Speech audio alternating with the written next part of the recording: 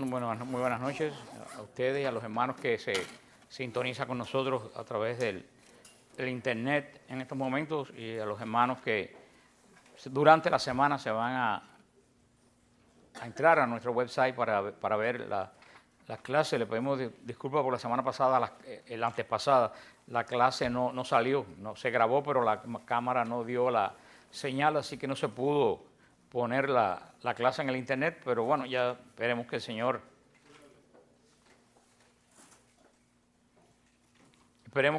pues disponga y la cámara en esta vez pues funcione y pueda verse las clases. Seguimos con el primer libro de los Reyes. Estábamos estudiando al profeta Elías. Estuvimos mirando el capítulo 17 y también el capítulo 18 y el capítulo 19. Íbamos a empezar el capítulo 19, pero antes de, como esto es tan importante, es la figura de Elías en el Antiguo Testamento, y tiene tantas cosas que a nosotros nos tienen que inducir en nuestra vida, uno de los grandes profetas del Antiguo Testamento. Sería bueno hacer algunas recapitulaciones sobre de qué sirve en nuestra vida lo que hemos leído hasta ahora de Elías, que fue todo el llamado de Elías del Señor a servirlo, y fue después todo el capítulo de la viuda de Sarepta y el capítulo de la lucha contra los falsos profetas de Baal, porque la Biblia verdaderamente es la hermenéutica de la Biblia es lo más importante. O sea, nosotros no damos, por lo menos yo no doy clase de historia, las clases de historia pues los dejo para las universidades.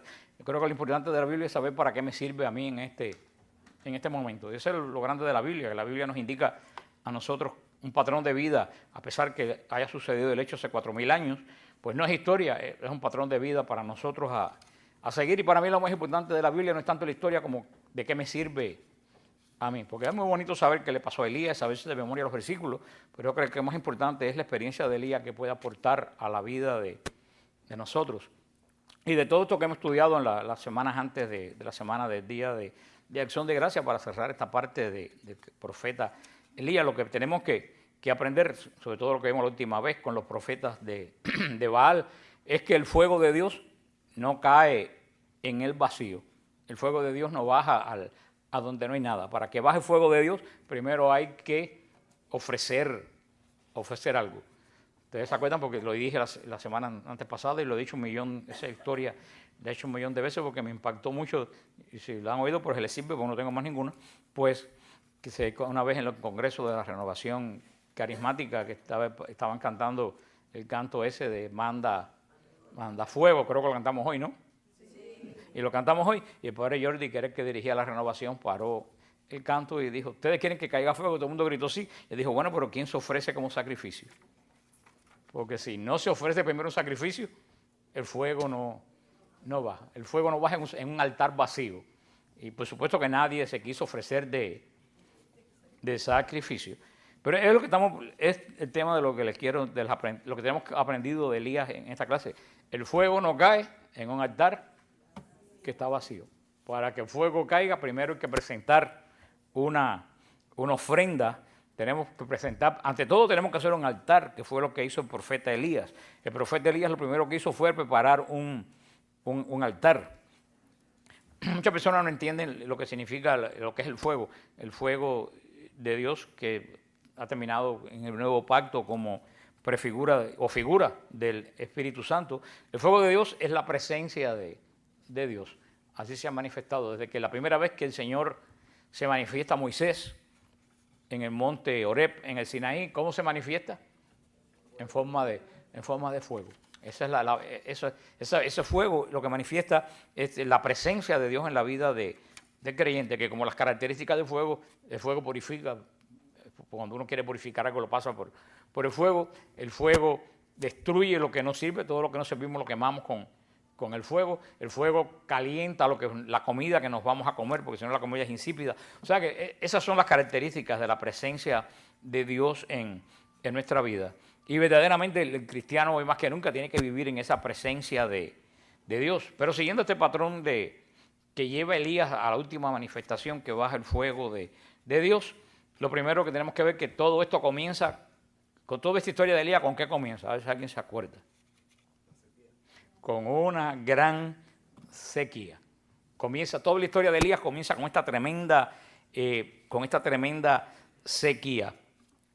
Dios estaba preparando, la sequía no fue el final, la sequía fue la preparación para lo último que fue cuando bajó, ¿qué cosa? El fuego. Dios estaba preparando a Elías para que hablara a Israel de una purificación de la adoración que tenía Israel. Dios quería que Israel cambiara su forma de adorar. Israel había entrado en una religión falsa. Como también muchas veces nosotros hoy hemos entrado en una religión falsa y tenemos muchas veces una falsa adoración. Dios comenzó el proceso de cambiar la adoración de Israel y volver a la purificación de la religión original del Señor. Lo último fue fuego, pero ¿cómo comenzó? Enviando una gran sequía. Recuérdense que dice Primera de Reyes 17:1. Entonces Elías Tebista, que era de los moradores de Galaad, dijo a Acab: vive el Señor Dios de Israel, en cuya presencia estoy, que no habrá lluvia ni rocío en estos años, sino por mi palabra, o sea, hasta que Él lo diga. Dios comienza esta purificación de Israel con una sequía. Y no se puede preguntar por qué una sequía, porque puede haber sido un terremoto, puede haber sido una plaga, o podía hacer, porque todo en la Biblia tiene un sentido tremendo. ¿Por qué Dios manda una sequía? ¿Se recuerdan cuál era el Dios que estaban adorando los israelitas junto con Yahvé? Baal. Baal era el Dios de la lluvia. Y Baal era el Dios de la lluvia, de la cosecha, de la prosperidad, de la productividad. O sea, la productividad, la prosperidad y la cosecha. ¿Todo eso de qué nacía? De la lluvia. Si no hay lluvia, no hay cosecha. Y si no hay cosecha, no hay prosperidad. Por eso, siendo Baal el Dios que invocaban para la lluvia, por donde Dios comienza el proceso de purificación, mandando una gran sequía. O sea, para los israelitas, posiblemente en ese momento, esa sequía no tendría sentido. A lo mejor muchos entendieron que esa sequía era un castigo de Dios. Pero esa sequía no era un castigo de Dios. Esa sequía era una enseñanza de Dios. Dios quería que pasaran por esa sequía. ¿Por qué? Porque ellos invocaban un Dios para que lloviera, que era un Dios, ¿qué cosa? Falso. Y el Señor dijo: ese Dios que ustedes invocan, la lluvia que es, ¿se acuerdan que hablamos que era el centro de Israel? Por todo lo que hablamos de Jordán y por todo eso, que es en la vida de Israel, esa lluvia que ustedes invocan a Baal, esa lluvia no se las da Baal. Esa lluvia, yo soy el Señor de la lluvia. Y comenzó toda esta preparación de Israel por una sequía. Muchas veces nosotros pasamos en la vida de nosotros sequías espirituales, sequías afectivas. Pasamos una pila de sequía. Hay gente que está seca. Pero seca, yo digo, en el buen sentido, no porque quieran estar secas, sino porque no sienten gusto de nada. Yo le digo sinceramente, yo por mucho tiempo yo ando en una gran sequía. Yo sinceramente lo digo, yo no tengo gusto de predicar ni de ir antes yo tenía gusto de ir a retiro y ya yo no tengo gusto de ir al retiro. Pero muchas veces, y eso le pasa, eso es muy común que le pase. ¿Tú sabes a quién no le pasa eso? A quien no tiene fe. El único que no conoce una sequía es la persona que no tiene fe. Toda persona que tiene fe padece alguna, hasta Santa Teresa padeció una sequía. Hasta la Madre Teresa de Calcuta, el ejemplo de todas las sequías. Para mí esa mujer es el ejemplo del cristiano perfecto. Ella pasó una sequía que hasta la fe la perdió. Que eso es un misterio. Uno dice, bueno, ¿cómo una santa va a perder la fe? Ella perdió la fe. Yo lo expliqué en su momento, es una cosa que nadie entiende.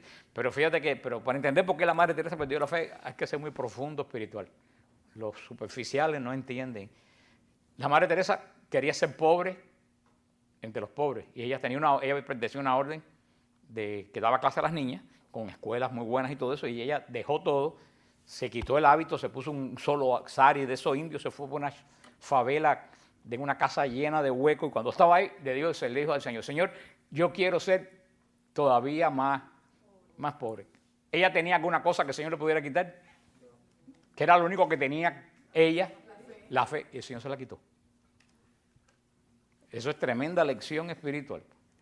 Ella quiso ser pobre y llegó a ser la más pobre, porque lo único que tenía, el Señor se lo quitó para que fuera. Y tú sabes dónde está la grandeza de la Madre Teresa de Calcuta, que a pesar de no sentir nada, permaneció fiel. Y nadie pudo enterarse de eso, sino es porque el confesor, que nunca lo debió haber dicho, lo dijo al final, después que ella murió. Pero nadie pudo imaginarse eso durante todos los años de servicio de la Madre Teresa. Fue una mujer que, a pesar de no sentir nada, pero nosotros muchas veces marcamos nuestra vida por lo que sentimos. Y si sentimos, vamos a la iglesia. Y si no sentimos, no vamos. Y si sentimos, vamos al grupo. Y si no sentimos, no vamos. Y si sentimos, vamos al Santísimo. Y si no sentimos, mira, hermano, cuando tú tienes que ir al Santísimo es cuando tú no sientes. Ahí es cuando tú tienes que ir. Cuando uno toma agua. Eso es pura lógica. Pero ¿cómo actuamos nosotros totalmente sin? Tenemos lógica del mundo, pero no la lógica de Dios.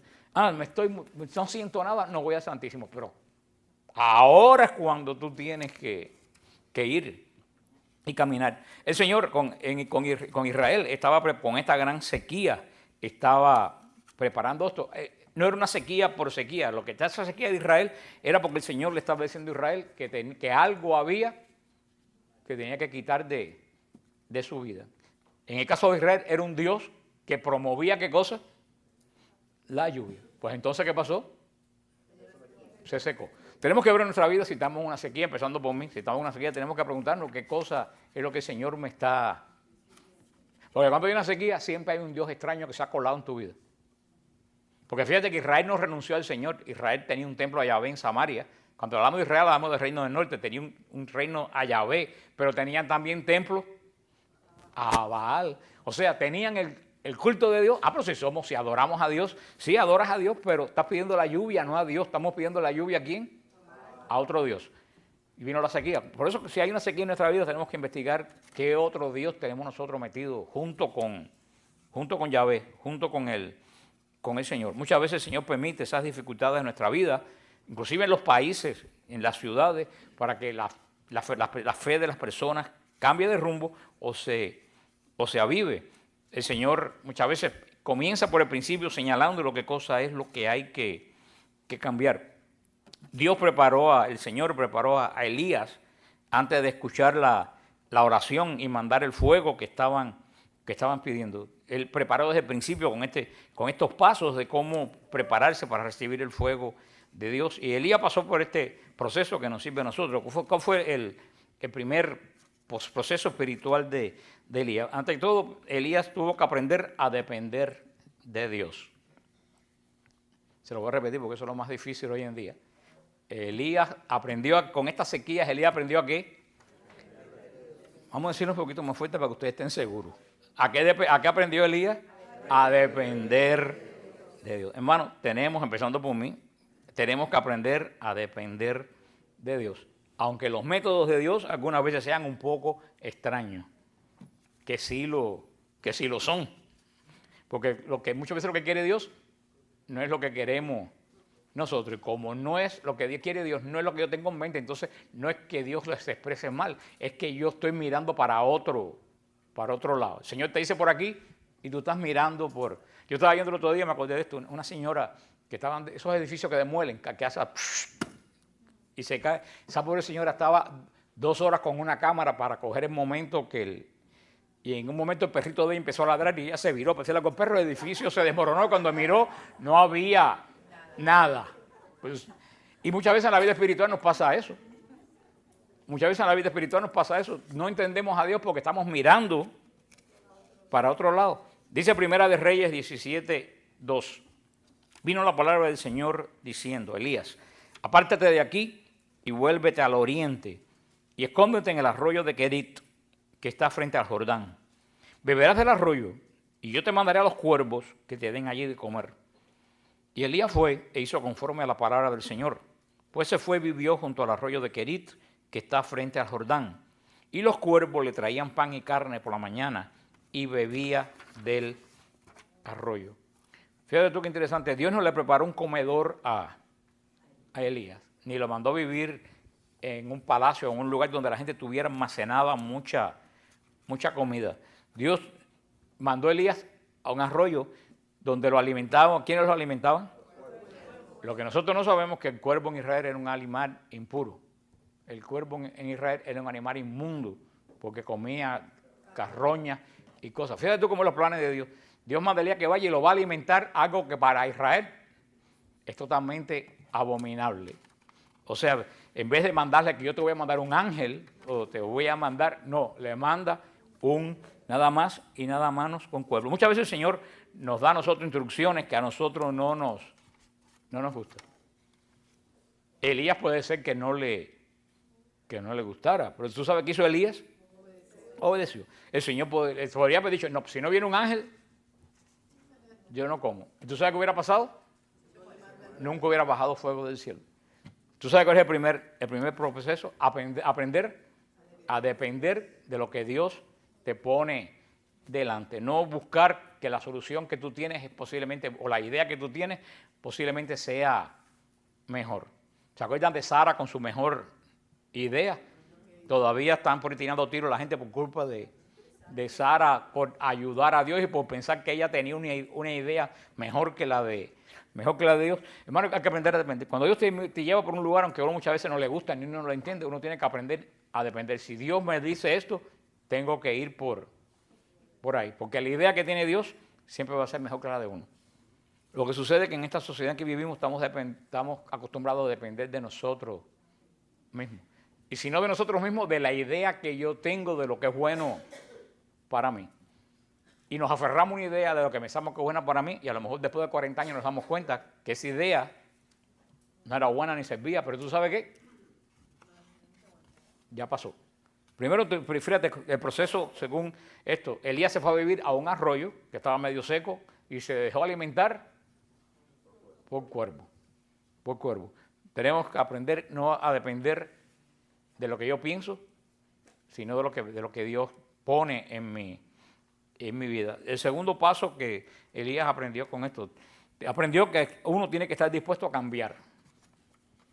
O sea, primero, ¿qué cosa? A depender de Dios y no de nosotros. Y eso de depender de Dios, yo siempre se lo digo, es tan importante que hasta en la única oración que enseñó Jesús, en el Padre Nuestro, danos hoy nuestro pan de cada día.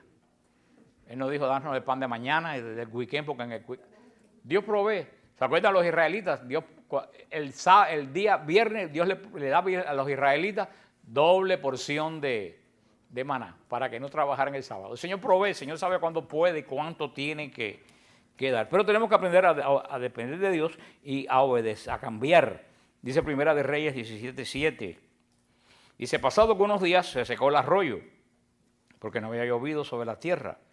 Vino luego a él la palabra del Señor diciendo, levántate, ve a Sarepta de Sidón y mora allí. He aquí que yo he dado orden allí a una mujer viuda que te sustente. Los cambios son difíciles. Primero Elías tuvo que cambiar y mudarse ¿a dónde? A un arroyo y dejar que un cuervo, algo que a él no le gustaba, algo que a él lo repelía. Tuvo que depender de algo que a él le repelía. Bueno, se lo va en la vida de nosotros, tenemos que averiguar qué cuervo el Señor nos está poniendo, nos está mandando, y el cual tú lo rechazas, porque no está de acuerdo con la idea que tú tienes de lo que a ti te debes depender. Y fíjate qué interesante, después lo vimos, el arroyo se seca, el Señor le dice, múdate que tengo otra cosa para ti. Y lo manda ¿a dónde? A una viuda. Lo manda a un lugar pagano, Sarepta en el Líbano, a un lugar pagano y a casa de una viuda. La viuda era los pobres de los pobres de los pobres. Después de la viuda, lo que estaban eran los leprosos. La viuda era la parte más baja de la sociedad. Era una mujer que perdió marido y no tenía ninguna otra forma de sustento. Fíjate que lo manda de un arroyo que le alimenta un cuervo a vivir en casa de una mujer pobre. Y Elías tiene que irse a un país pagano. Un cambio tremendo. A nosotros, y a mí en particular, no me gustan los cambios. Nos acostumbramos a las cosas que tenemos. No, ya tenemos bendiciones suficientes. Yo estoy pensando que Dios me está llevando a algo peor. Y por eso Elías estaba aferrado ¿a qué? Al arroyo, que tenía agua. Como Elías se aferró al arroyo, ¿qué le pasó al arroyo? se secó. Por eso en esa vida, a veces que nos pasan cosas y nosotros pensamos que Dios nos está castigando. Y no es castigo de Dios, que Dios se está moviendo. A veces si tú estás apegado a algo y ese algo te ha achantado, como decimos en cubano, te ha sentado en ese lugar, ¿tú sabes qué? Se te va a secar. No porque Dios te está castigando, sino porque Dios quiere que tú te muevas, que seas obediente y que estés dispuesto a ¿qué? A cambiar. Si queremos que el Señor ponga fuego en nuestra vida, tenemos siempre que estar dispuestos a no cambiar porque a mí me da la gana, porque el cambio si uno hace un cambio por uno mismo, eso es una necedad. Tenemos que dejar que Dios nos cambie. Nosotros decimos, bueno, Dios habló con Elías, pero aquí no nos dice de qué forma habló Dios con Elías. Aquí no dice si Dios habló como se hablando con ustedes, o si lo habló moviéndole el corazón, o un día que él sintió de buena primera un impulso, y ese impulso viene de Dios. Pero a veces pensamos que esta gente hablaba con Dios continuamente, y a lo mejor Dios le habló a esta gente exactamente igual que nos habla a nosotros. Lo que pasa es que esta gente oía. ¿Tú sabes por qué esta gente oía? Porque había silencio, porque no había internet, porque no había televisión, porque no había radio. Y esta gente oían, ahora nosotros no oímos, le hacemos caso a lo que dice el internet, le hacemos caso a lo que dice el radio, le hacemos caso a lo que dice la televisión. Por eso es que no oímos a Dios. Pero a lo mejor Dios no hablaba con voz audible como yo le estoy hablando a ustedes ahora. Nosotros, inclusive nosotros en los mismos grupos, en nuestra vida espiritual, nosotros nos acostumbramos a lo que tenemos ya. Y muchas veces el Señor quiere que movernos a su voluntad, movernos a un estado diferente, no un lugar diferente a lo mejor, pero a un estado diferente de adoración, un estado diferente de crecimiento espiritual. El otro paso que aprendió Elías, que también es muy diferente, Elías aprendió a depender de otros. Cuesta mucho trabajo depender de otros. A mí, yo detesto depender de otros. Cuesta mucho trabajo depender de otra persona. Dice Primera de Reyes 17:10. Entonces Elías se levantó y se fue a Sarepta. Y cuando llegó a la puerta de la ciudad, y aquí una mujer viuda que estaba allí recogiendo leña. Y la llamó y le dijo, te ruego me traigas un poco de agua en un vaso para que beba. Yendo ella para traérsela a él, volvió a llamarla y le dijo, te ruego me traigas también un bocado de pan de tu mano. Imagínate al profeta de Dios, un profeta sirviendo a Dios, ¿no? Que tiene que ir a pedirle a quién. A una viuda a la que no tiene absolutamente nada. Porque Dios no lo mandó a Elías a casa de una persona que tuviera dinero. Pues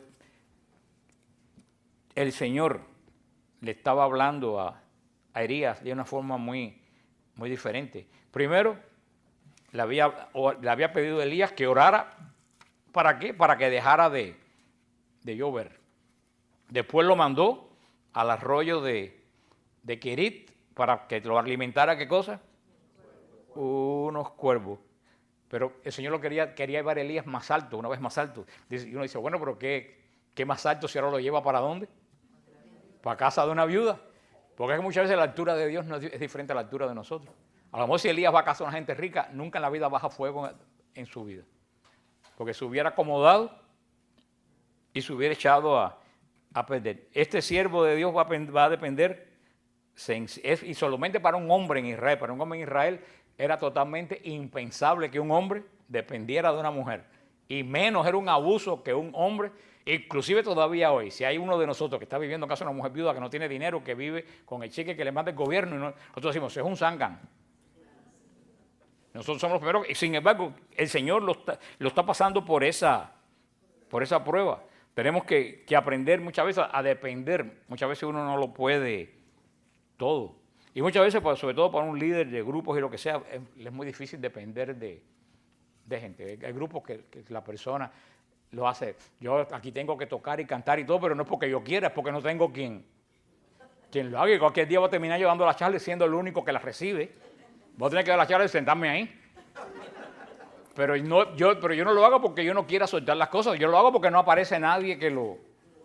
Ojalá que apareciera alguien que... Yo estoy loco que venga Franz para que vuelva a tocar el órgano. Pero hay gente, sobre todo hay gente en grupos y en movimientos, hay gente que le cuesta trabajo soltar. Por eso tú ves ministerios en Miami, que hay ministerios en Miami que hay gente que llevan 15 y 20 años frente de ellos y no predican ni nada, sencillamente que no quieren soltar.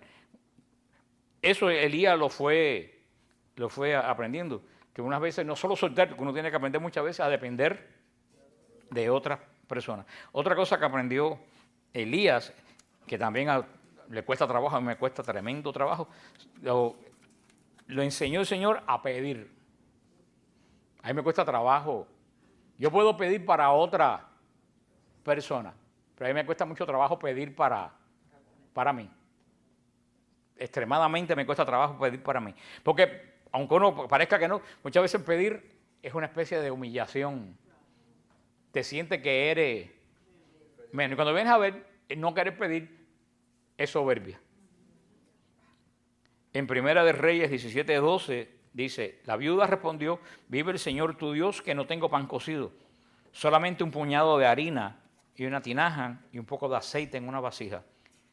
Y ahora recogía 2 leños para entrar y preparar para mí y para mi hijo, para que lo comamos y después dejarnos morir.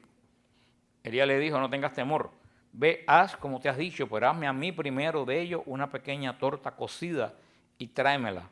Después harás para ti y para tu hijo. Mira que esto es una humillación para Elías, porque Elías le pide a la viuda. ¿Y qué le dice a la viuda? No tengo, si yo me voy a morir de hambre. Nosotros no entendemos lo que es una sequía, porque gracias a Dios no la tenemos. En esos lugares cuando había sequía, y todavía hoy en el África se mueren miles cuando hay sequía, porque llega un momento que en esos lugares en África y en Asia no tienen absolutamente nada que comer y se mueren. Esta mujer se iba ya, le quedaba un poquito, y fíjate que Elías le pide, ella le dice, mira lo que me queda es para mí, para mi hijo. Y Elías tiene que pasar por la humillación de que, oye, es duro decir, dame lo que te queda. Elías podía pensar, esta mujer que va a pensar de mí. Sin embargo, ¿tú sabes lo que estaba haciendo Elías? Estaba siguiendo las instrucciones de Dios. Si Dios me dijo que le pidiera, aunque todo el mundo piense lo que piense, yo tengo que pedir. Pero yo me imagino que ese momento fue un momento bien difícil para Elías. Aprender a humillarse y pedir cuando Dios te lo manda, no cuando cualquiera por un show, sino cuando Dios te lo manda. Lo otro que aprende Elías es que uno tiene que aprender a luchar contra la desesperación y pedir milagro.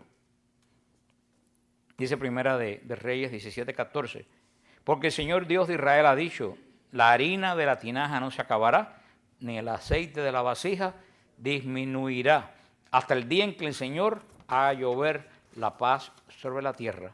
Entonces, ella fue como le dijo Elías, y comió él y ella y su casa muchos días. Y la harina no se acabó, ni el aceite se agotó, conforme a la palabra que el Señor le había dicho a Elías. Elías sabía que estaba pidiendo lo último que la viuda tenía para ella y para su hijo. Pero Elías era un siervo de Dios, ¿y qué cosa? Elías creyó lo que Dios le había dicho. El Señor le dijo, si la viuda te da, a la viuda no le va a faltar. Muchas veces tenemos que aprender a creer más en los milagros de Dios. Muchas veces nosotros solamente creemos en nuestras posibilidades. Y si hay algo que yo he visto en mi vida, y se lo dije la vez que hablamos de esto hace 2 o 3 semanas, es la frase esta, que a mí yo la repito cantidad de veces. Ni la harina se acabó, ni el aceite se agotó. ¿Y eso qué cosa es? Un milagro. Eso es providencia de Dios, pero es un milagro. Es un milagro de Dios. Tenemos que aprender muchas veces a creer y pedirle al Señor que obre un milagro. Ahí es cuando comienza la bendición. Mira, todo esto hizo Elías, todo esto lo llevó el Señor Elías antes de orar para que cayera fuego del cielo. O sea, Dios probó la obediencia de Elías, mandándolo a lugares que nunca en la vida ni a él ni a nadie se le hubiera ocurrido ir. El Señor también probó, ¿qué cosa? La humildad de Elías. ¿Todo esto antes de qué?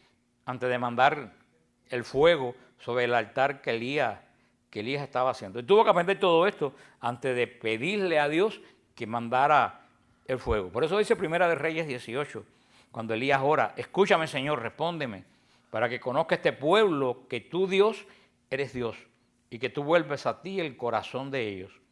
Entonces cayó fuego del cielo y comenzó el holocausto. Fíjate lo que dice Elías, respóndeme Señor, respóndeme, para que conozca este pueblo que tú Dios eres Dios y que tú vuelves a ti el corazón de Dios. Porque Elías sabía que iba a ver el milagro del fuego.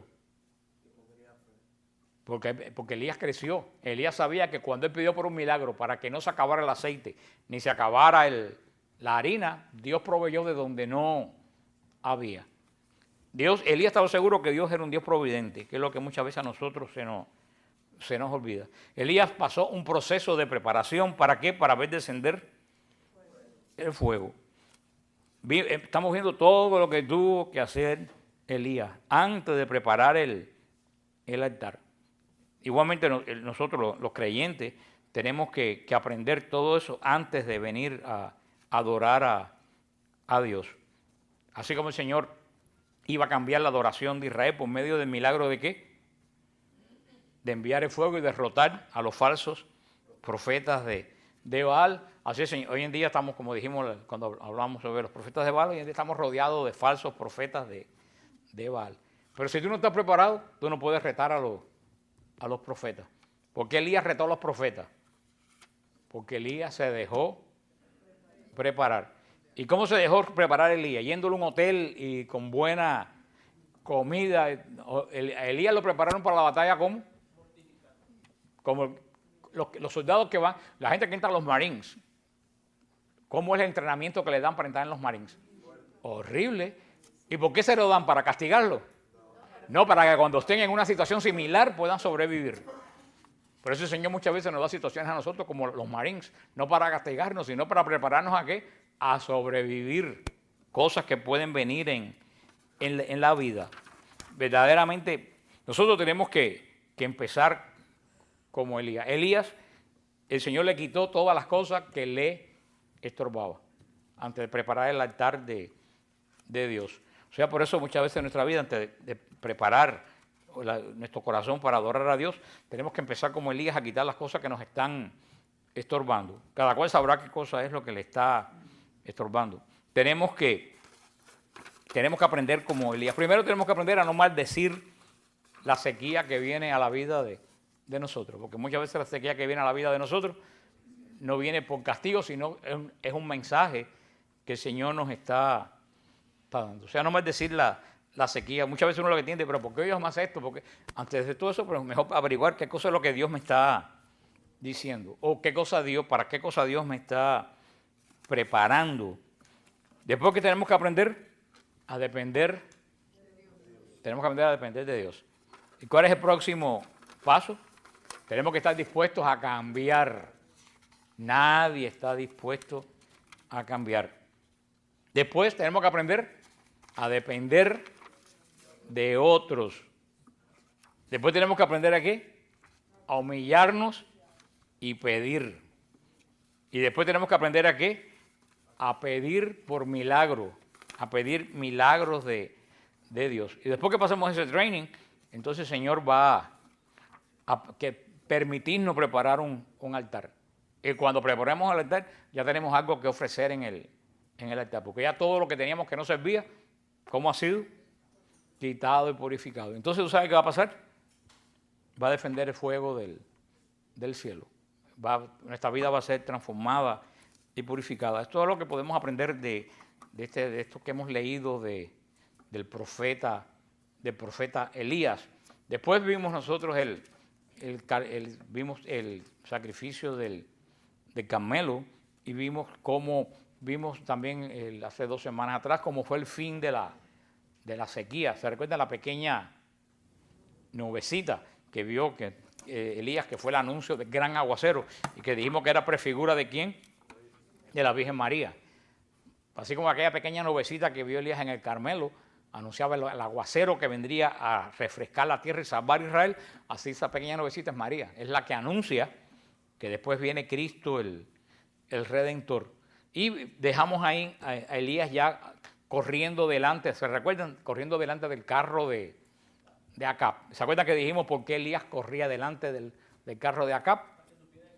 Para que supieran que si lo que se había llovido era por obra de Dios, no porque viniera el profeta, el rey, diciendo, mira que ya traje el agua. Los profetas de Baal trajeron el agua. Elías corrió delante para decir, si hay agua en Israel, es porque nosotros, la fe de de los israelitas que somos fieles, hemos derrotado a los profetas de Baal. Ya así estamos en el capítulo, ya terminando la clase de hoy, estamos en el capítulo 19 de Reyes, porque ahí no terminan los problemas de Elías. En este capítulo se resume en los siguientes eventos que vamos a ver. Elías es amenazado todavía como fuerza por Jezabel. Elías, la furia de Jezabel no tuvo límite cuando mataron a los profetas que ella apadrinaba. Y Elías tiene que huir a Beerseba, en Israel. Entonces lo que a mí me encanta es que cuando yo, siempre que voy a Israel, cuando vamos por el Mar Muerto, ahí tú ves el camino que tiene una fecha y dice Beerseba. O sea que lo que yo decía el otro día que puse unos mapas en Facebook, los lugares de la Biblia están ahí, tú los ves, tú te das cuenta que esto no es inventado, que te están hablando de lugares que no existen. Yo otra vez que paso por ahí que yo veo en Gadi, donde se escondió David, está ahí todavía en Gadi, tiene las matas de dátiles, donde se escondió David. Beerseba está cerca de la franja de Gaza, donde Beerseba es uno de los pueblos donde estaban cayendo los cohetes, aquellos que tiraron la gente de la franja de Gaza. Pues Elías tuvo que huir ahí a Beerseba, en el desierto. Y después de todo esto, que parecía que Elías había triunfado, Elías va a tener que huir ahí harto de todo, porque los problemas de él no se habían terminado. Y Elías va a ser fortalecido por un ángel. Y aquí va a aparecer otra de las grandes figuras de Israel después de Elías. Va a aparecer en el capítulo 19 el profeta Eliseo. Va a aparecer el Eliseo. Y como Acab informó a Jezabel que Elías había dado muerte a todos sus profetas, juró Jezabel que ella va a matar al profeta Elías. O sea que en todo esto que vimos que Elías ganó el fuego bajo del cielo, en vez de acabarse los problemas de Elías, comenzaron los problemas de Elías. Y Elías le dio lo que les da a todos nosotros. Elías le dio una gran depresión. Elías tuvo una gran depresión y se cayó en un agotamiento nervioso. Verdaderamente Elías se quedó exhausto física y mentalmente, porque estas batallas agotan. Entonces, ¿qué le dio Dios? Le dio un gran descanso. El Señor nunca te lleva más allá de donde tú puedes. Y después de eso, Elías va a tener la gran manifestación de Dios en el Horeb, que va a ser otra lección que Dios le va a dar en el Horeb, una de las teofanías de Dios en el Antiguo Testamento. Todo esto lo vamos a ver ahora la semana que viene, cuando comencemos el capítulo 19. Así que así terminamos en el nombre del Padre, del Hijo y del Espíritu Santo. Amén.